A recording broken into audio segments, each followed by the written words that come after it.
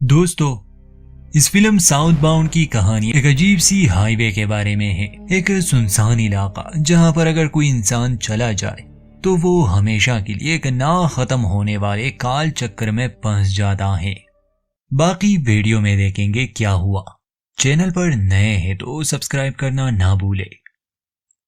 Film की शुरुआत होती है, रात का समय है। एक सुनसान हाईवे पर हम एक गाड़ी को देखते हैं जिसमें दो लोग थे, मिच और जैक। दोनों ही घबराए हुए थे, शरीर पर खून लगा था। शायद वो किसी से भाग रहे थे। जो खून इनके कपड़ों पर लगा था ये इनका नहीं था, किसी और का था। मगर ये राज अंत में खुलने वाला है। उस समय मिच एक बच्ची की तस्वीर को देख रहा था और बाहर उसे एक काला साया नजर आता है, जिसे देखकर वो काफी घबरा गया। मगर वो इस बारे में जैक को नहीं पता था। खैर, गाड़ी चलाते चलाते सुबह हो गई, मगर अभी तक ये लोग उसी हाईवे पर थे।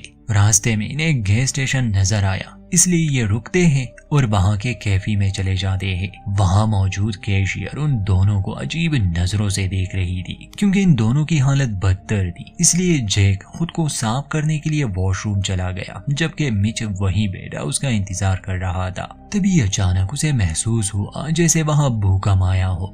वहां और भी लोग बैठे थे, मगर ये सब सिर्फ मिच ही महसूस कर रहा था। इससे वो काफी घबरा गया। वहीं दूसरी तरफ हम जैक को वॉशरूम में देखते हैं, जो अपनी शर्ट उतारता है क्योंकि वो जख्मी भी हो चुका था। जख्म को साफ करने की जैसे ही वो कोशिश करता है तो वो एंटिटी जो मिच को बाहर दिखी थी वो जैक पर हमला कर देती है। जैक मरता नहीं मगर खुद को छुड़ाकर वहां से तुरंत बाहर आया और मिच से कहता है कि हमें यहाँ से निकलना होगा। दोनों अपनी गाड़ी में बैठकर वहां से निकल जाते हैं।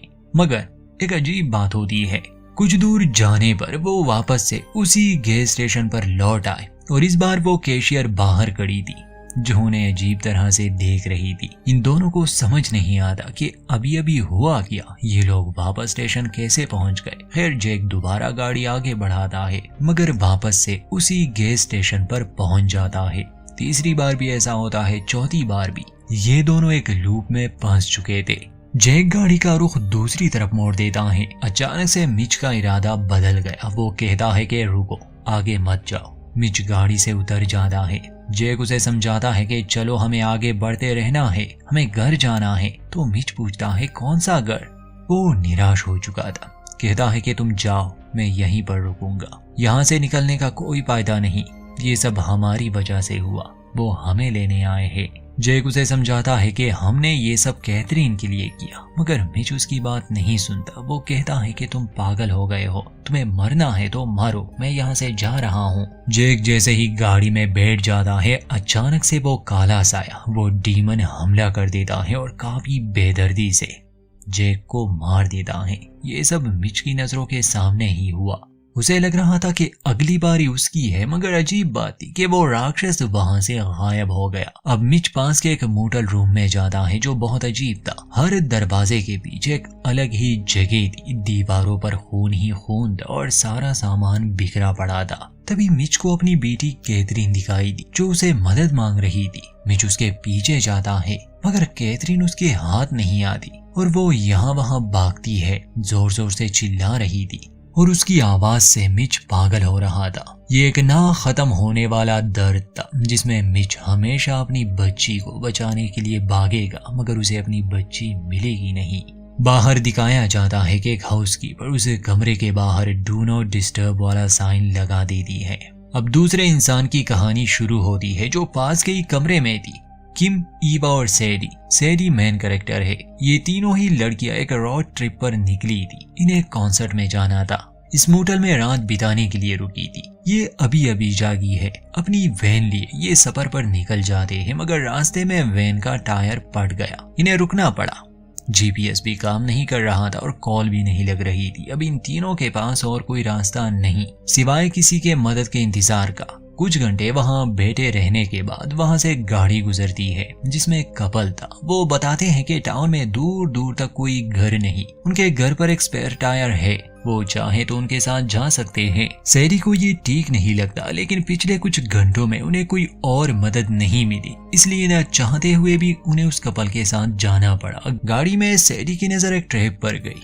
वो पूछती है कि ये किस लिए है, तो बेटी यानी उस आदमी की पत्नी बताती है कि ये टूटा हुआ है, फिक्र मत करो, और ये जानवरों के लिए हम इस्तेमाल करते हैं। फिर घर पहुंचने पर ये तीनों कुछ देर आराम करते हैं। फिर रात के खाने पर इनकी मुलाकात किम्सन फैमिली से हुई, जो अपने जुड़वा बेटों के साथ आए थे। इनकी माँ मिस्टर किम्सन से कहती है कि तुम तीनों चिंता मत करो, मेरे बेटे तुम्हारी गाड़ी ठीक कर देंगे। शुरू से ही ये काफी अजीब सा परिवार था और इसका शक सिर्फ सैडी को हो चुका था। इनके लिए जो मांस रखा गया था वो दिखने में बहुत अजीब था। सैडी उसे खाने से मना कर दी है क्योंकि वो वेजिटेरियन थी, मगर किम और ईवा इसे बड़े शौक से खा रहे थे। खाने के बाद ये तीनों अपने कमरे में आ गए, जहाँ सैडी कहती है कि हमें यहाँ से जाना चाहिए, उसे यहाँ अच्छा महसूस नहीं हो रहा।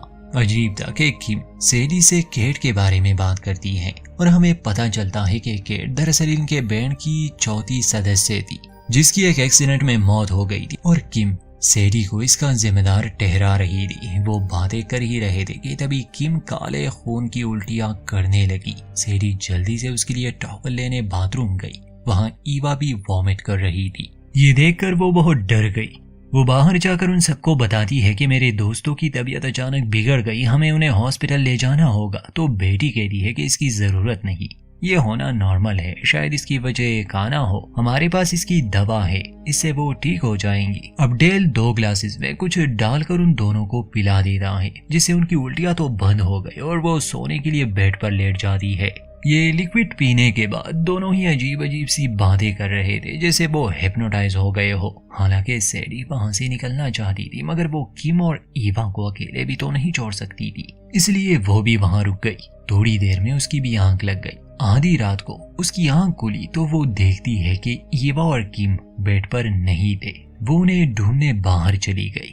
देखती है कि वो सभी लोग किम और ईवा पर कोई शैतानी रिचुअल कर रहे हैं, और हम देखते हैं कि ईवा और किम पूरी तरह से उनके वश में थे। तभी सैडी का पैर उसी ट्रैप में फंस जाता है जो गाड़ी में था। वो दर्द के मारे चिल्लाती है। वो सभी उसे देख लेते हैं। अब ईवा और किम उसका पीछा करने लगे तो सैडी पैर छुड़ाकर वहां से भागती है। वो एक जगह छुप गई। केट की आत्मा उसे डराने लगी, इसलिए वो वहां से भी भाग गई। जैसे ही वो सड़क तक पहुंची, वो मदद के लिए वहां रुक जाती है। रोड पर एक गाड़ी को देखकर वो हाथ हिलाती है, मगर गाड़ी में बैठा आदमी, जिसका नाम लूकस था, फोन पर अपनी पत्नी से बात कर रहा था। उसे सैडी नहीं देखती। यहाँ हम सैडी के पीछे उसी राक्षस को देखते हैं जिसे हमने पहली कहानी में भी देखा था। अब ध्यान ना होने की वजह से लूकस सैडी को टक्कर मारता है, जिससे वो बुरी तरह घायल हो गई। कुछ देर तक तो लूकस को समझ नहीं आती कि वो क्या करे। फिर वो पुलिस को कॉल मिलाता है। ऑपरेटर उसे कहती है कि वो पास ही के टाउन में चला जाए, शायद उसे कोई मदद मिल जाए। वो सैडी को गाड़ी में डालकर टाउन की तरफ निकल पड़ा। वहाँ पहुंचकर वो देखता है कि पूरा टाउन खाली है।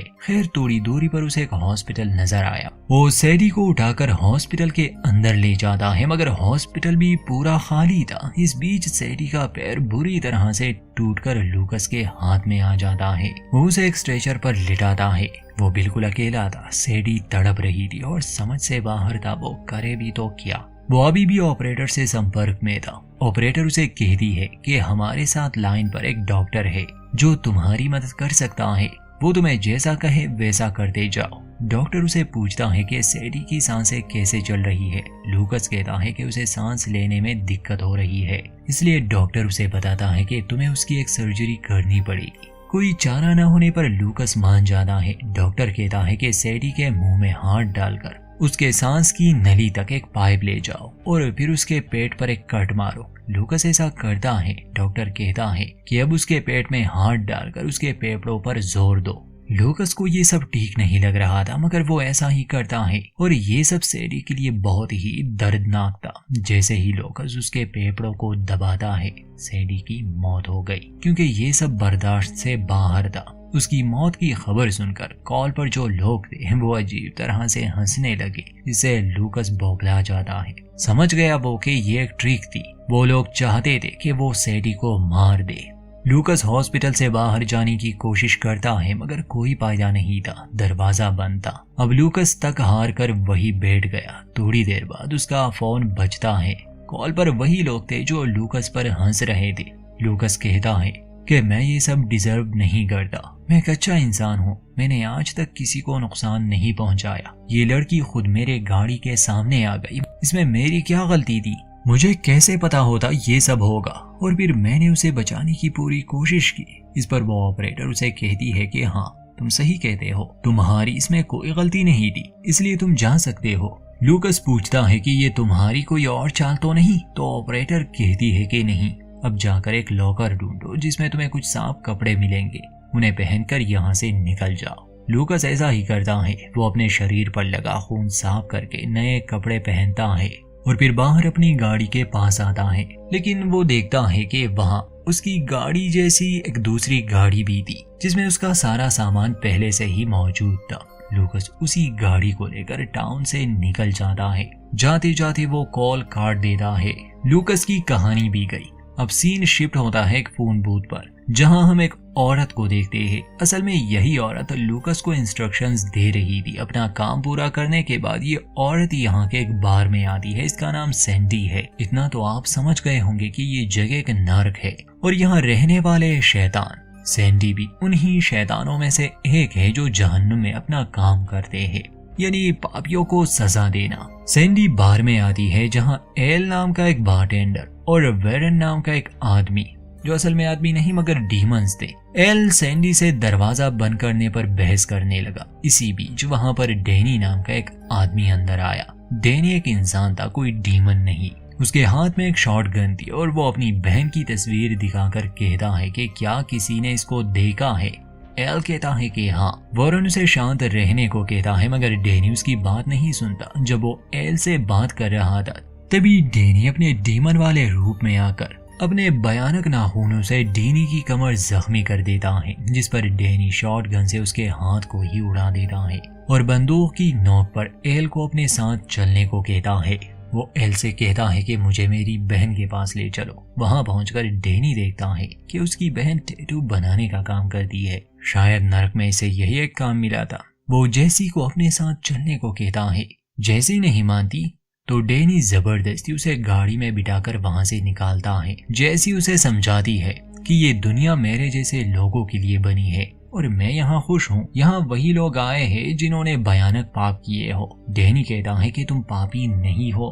तो जेसी बताती है कि हमारे माता पिता को मैंने ही मारा था, उसी वजह से मैं इस दुनिया में फंस गई, लेकिन यहाँ के लोगों ने मुझे अपना लिया और अब मैं यहाँ खुश हूँ। ये सुनकर डैनी हैरान रह जाता है। तभी वहाँ कुछ शैतान आकर डैनी को खींचकर गाड़ी से बाहर निकालते हैं। डैनी जेसी से मदद मांगता है मगर जेसी उसकी कोई मदद किए बिना वहाँ से निकल गए। यहाँ से सीधा कहानी एक परिवार पर चली जाती है जहाँ जैन नाम की एक लड़की अपने माता पिता के साथ घूमने आई थी। घर वापस आने पर उसके माता पिता उसके कॉलेज को लेकर बात कर रहे थे। तभी दरवाजे पर दस्तक हुई। डेरेक देखने जाता है पर वहाँ कोई नहीं था। फिर कोई खिड़की पर दस्तक देता है। इस बार डेरेक को बाहर गाड़ी के पास एक मास्क पहना आदमी दिखता है। डेरेक अपनी पत्नी से कहता है कि फौरन पुलिस को कॉल मिलाओ, लेकिन इससे पहले कि वो कुछ कर पाते 3 मास्क पहने लोग दरवाजे को तोड़कर अंदर आ गए। जैन भागकर अलमारी में छुप गई, जबकि डेरेक और केट को वो तीनों बंदी बना लेते हैं। पहले तो डेरेक को समझ नहीं आती कि वो लोग कौन है और क्या चाहते हैं, मगर उन्हें पहचानने पर वो उनसे माफी मांगने लगा। केट को समझ नहीं आती कि डेरेक किस बात की माफी मांग रहा है। तब दूसरा मास्क वाला आदमी उसके कान में कुछ बताता है और केट को उसकी बात पर विश्वास नहीं था कि डेरेक ऐसा कुछ भी कर सकता है। तब उनमें से एक आदमी केट के मुंह पर कपड़ा डालता है और दम घुटने से उसकी मौत हो गई। और अब वो पहला आदमी डेरेक को एक लड़की की तस्वीर दिखाता है, जिसे देखकर डेरेक उससे माफी मांगता है, लेकिन वो डेरेक पर चाकू से कई बार वार करके उसे भी मार देता है। और मास्क हटाने पर हमें पता चलता है कि ये लोग और कोई नहीं बल्कि मिच और जैक है, जिसे हमने कहानी के शुरुआत में देखा था। वो वहां से निकलने वाले थे मगर तभी जैन उन पर हमला करती है। वो चाकू से जैक को भी जख्मी कर देती है। जैक उसे भी पकड़कर मार देता है। ऐसा करने पर मिच को बहुत अफसोस होता है कि उसने बदले की आग में मासूम लोगों की भी जान ली। असल में डेरिक की वजह से मिच की बेटी कैथरीन की मौत हो गई थी और मिच उससे बदला लेना चाहता था। तभी अचानक जैन के शरीर से वही भयानक राक्षस बाहर निकलता है और ऐसे ही 2 डेरिक और केट के शरीर से भी निकलते हैं।